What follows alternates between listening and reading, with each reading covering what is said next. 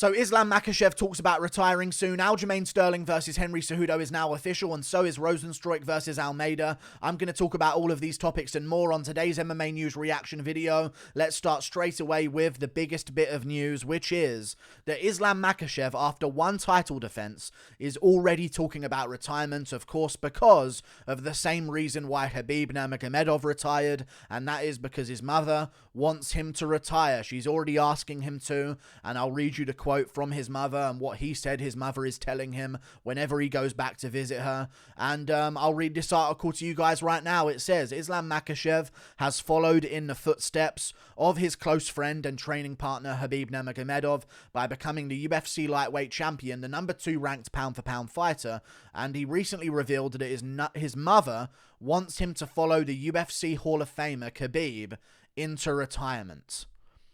Already, after one title defense, he's being pressured by his family to retire. And this is the sad part of it, you know what I mean? Because we just see him become champion, we're interested in all of these different matchups, and all of a sudden, the talks of retirement have already begun. Either way, I'll go to some of the quotes that Makhachev said. My mother doesn't watch fights, not just my fights, fights in general. She doesn't like seeing people hit each other. When I came home, there were a lot of people there. She said, "You're champion now, wrap it up." Khabib listened to his mother. When will you listen to yours? So she's starting to put pressure on him and say, because Khabib listened to his mum, now you have to listen to me and wrap this up as well and stop fighting. He then said, I told her Khabib defended his title and I need to do the same. It's a hard topic for my mother. My father's the opposite. He watches all the fights.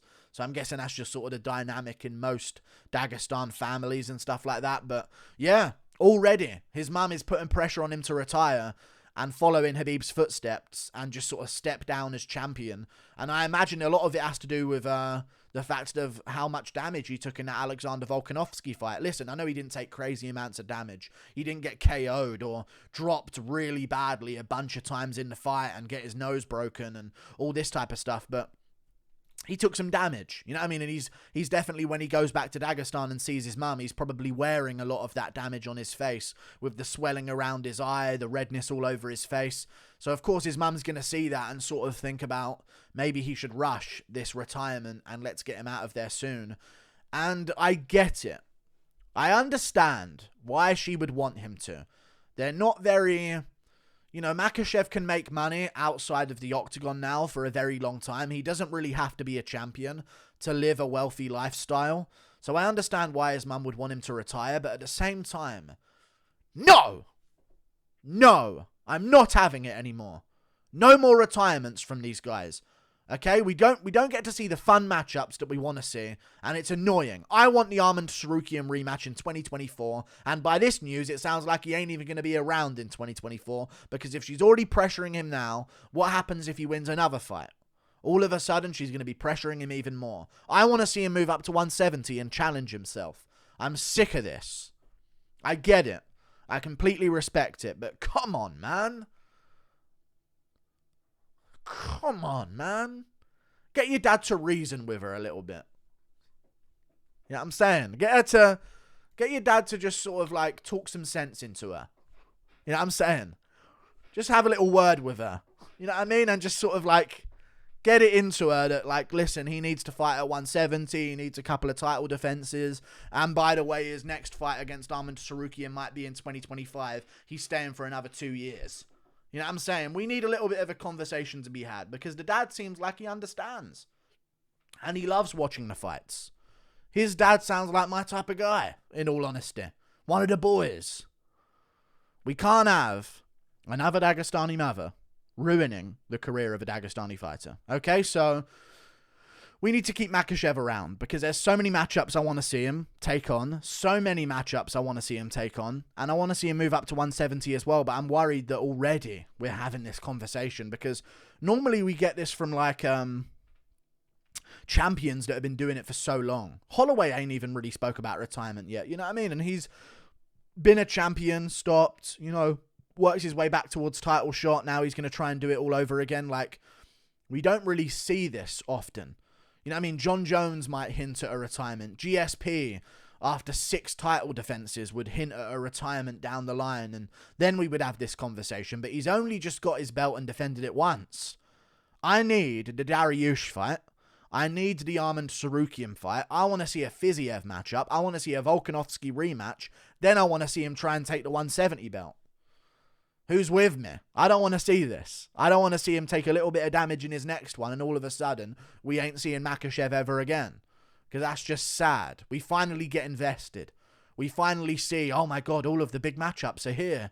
They're on the horizon. We can make these matchups now because the belt gives people a reason to want to test themselves against Makhachev, rather than when he's low down the rankings and no one wants to risk their ranking spot. They'll risk it for the belt, and then all of a sudden, no, it's time for retirement. I don't want it to happen. Don't let it happen. I won't have it. Anyway, let's move on to another topic. God, it's sad, innit, when you hear that type of news so early in someone's career. We move on, though, to another topic, which is Aljamain Sterling versus Henry Cejudo being confirmed by Aljamain Sterling. This, in my opinion, makes it official, so I'm going to put official in the title because although it hasn't been posted on ESPN MMA or anything like that, it's official. They were waiting on Aljamain Sterling to decide whether or not he was going to take the fight or not, and if he was healthy enough to. And he said it. So he came out on his podcast and said he'll be fighting Henry Cejudo. He put Sean O'Malley's cutout in the thumbnail. Very good clickbait there. Aljamain Sterling, I know that skinny battle droid frame anywhere. That was Sean O'Malley in the thumbnail. But yeah, he's fighting Henry Cejudo in May. So that's very, very big news for Aljamain Sterling. Very, very big news for the May pay-per-view card. We finally have a headliner, I believe. And it sort of tells us what we can do around the card. I've already broken down this fight. I think that Aljamain Sterling will win. I like that Henry Cejudo is taking this matchup, and I do think he's a great fighter. I just think that his wrestling isn't perfect for MMA, and against a very big guy in Aljamain Sterling for the bantamweight division, and a very lanky guy with a bunch of limbage, let's just say, I think he's going to be able to get the back of Henry Cejudo on a few occasions, and if not beat him from that position, at least keep him there the same way Makhachev did to Volk. And we see that just even hiding away and taking a beating while on someone's back can get you around. So I think Aljo can even play that game a little bit. So I think Aljo will be able to get the back for at least 2 of the rounds, and I think that threat will make him a lot more dangerous than Cejudo on the feet as well. I know Cejudo's good at wrestling, but he's never been able to take anyone down and keep them there or do anything with them like Aljo has. Not in any way whatsoever. He doesn't have anything off of his back. His takedown defense is good, but when you've got a guy trying to pounce on your back, the entries are different. Piotr Jan's takedown defense is good. Very, very good against actual takedowns, but when you've got a guy, again, who's shooting just for you to scramble so they can latch up your back, it's a different story. I probably think we'll see this for the Andre Muniz versus Brendan Allen fight coming up this weekend, where maybe Brendan Allen will stuff a takedown, but Muniz will sort of let him and then look to pounce on the back whenever he can. So I think Aljamain Sterling's going to win this fight. And if he does, I see a comment here. Honestly, if Aljo wins, he's a top 3 bantamweight of all time. He's in the conversation for the best bantamweight of all time. I know all of his career has been a fluke. Okay? His entire career of championship run. His entire championship run is based on a fluke. Let's just call it what it is.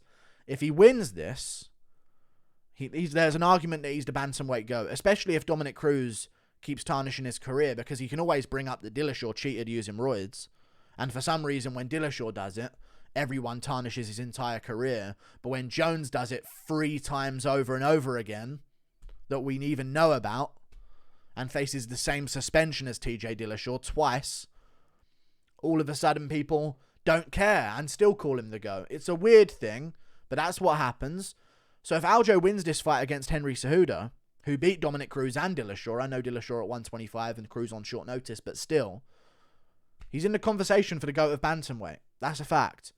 You know what I mean? And if he wins a fight after that against, let's say, the winner of a Sean O'Malley, Marlon Vera rematch, if Vera beats Sandhagen, or the winner of Sean O'Malley, Corey Sandhagen, or just defends one more time in general, he can arguably call himself the bantamweight GOAT, because that belt has not been defended too many times in UFC history. So we'll see how it goes.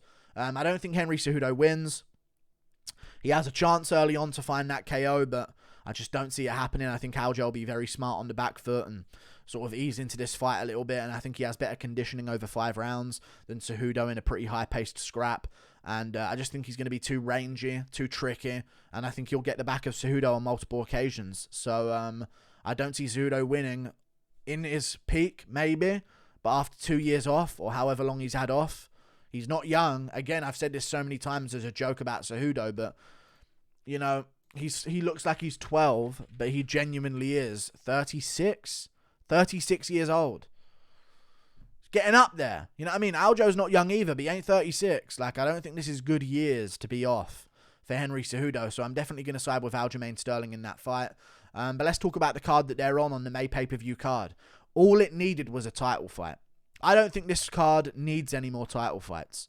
I don't even need to see Amanda Nunes in a co-main event or Weili Zhang in a co-main event. Save them for June and July. You know what I mean? Save them as when there's going to be a lot of title fights, put them as like the third title fight on the card or something like that. I need to see like a main event of Aljamain Sterling versus Henry Cejudo. Okay, give Aljo 5% of the pay-per-view share. He deserves it at this point. We've already got Chaos Williams Bedoya, which is nothing. That can be on the prelims. Santos Johnny Munoz Jr., that can be on the prelims. Bryce Mitchell, Jonathan Pierce, that can headline the prelims. I'm thinking we do Aljamain Sterling, Henry Cejudo main event. Maybe I'll do a card builder on this, but I'll give you my analysis right now.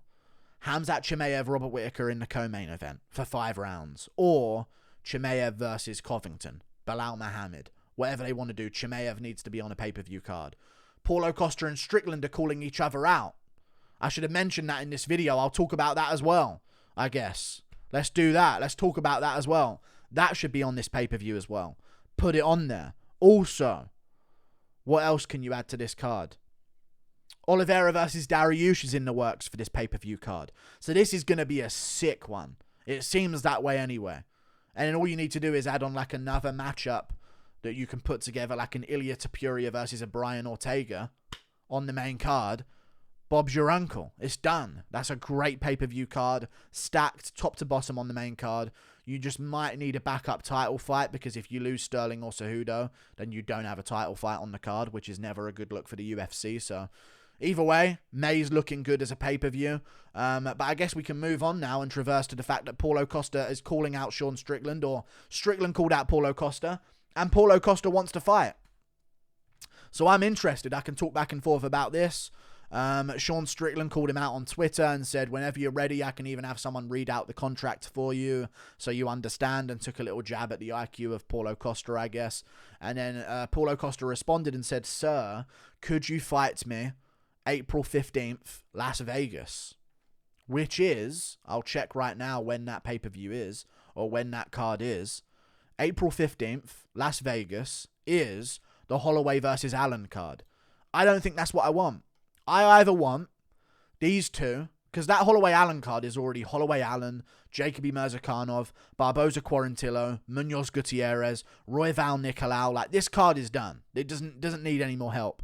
Kutula Barbosa got added to that card as well. That's an interesting fight. That recently got added. I think Kutalaba beats him because Tanabosa's wrestling has never really been his strong point, and moving down to light heavyweight, I think Kutalaba can Devin Clark him-ish if he doesn't fight like a tard. That's a big if. But yeah, I don't want it on this card because I think it will be lost in the card. This either needs to be the main event of a fight night, so we get a press conference from both in the build-up. That sells the fight night itself, preferably in front of a crowd, or on the pay-per-view, on the main card of a pay-per-view. So I would say UFC 288 pay-per-view, because putting them to a press conference, by the way, with a potential Chimaev-Covington matchup on there as well, you know, Chimaev, Paulo Costa, they've had some beef. You can put Chimaev and Strickland on one side, Covington and Paulo Costa on the other side. And also Cejudo's going to be up to some antics as well, no doubt.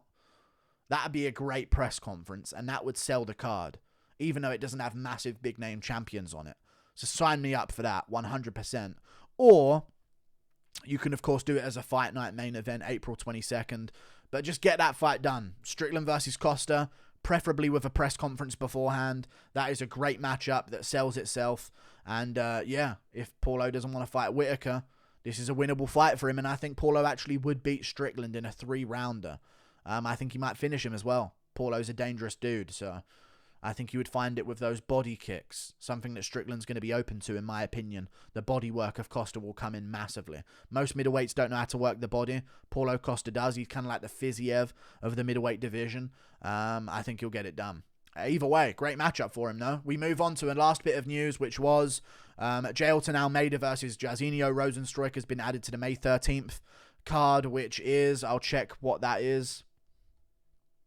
It's the Smith versus Walker card in the Apex. Just got added. Jairzinho Rozenstruik, Jailton Almeida. It already has Matt Brown versus Court McGee, so that's a great fight added to that card, making it a solid fight night already. Probably going to be the feature fight, maybe the co-main event. I think Jailton Almeida beats him. This dude's on all of the sauce. So far, I don't know how many votes there's been, but 100% of people are voting Jailton Almeida over Rozenstruik. And if he finishes Rozenstruik, Blades struggled to grapple with Rozenstruik. That's all I'm going to say about the matter.